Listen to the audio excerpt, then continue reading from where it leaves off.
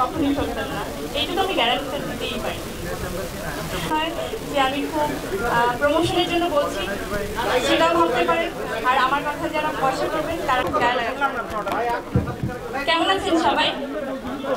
নিশ্চয়ই ভালো আছেন। আমিও খুব ভালো আছি, কারণ থাইল্যান্ডের সাথে আসলেই মনে হয় কি একটা পরি থেকে আসলে লাল পরি হয়ে যাই আমি। থাইল্যান্ডটা এমন সবাইকে অনেক রাঙিয়ে তোলে এবং সবাইকে অনেক আনন্দে রাখে।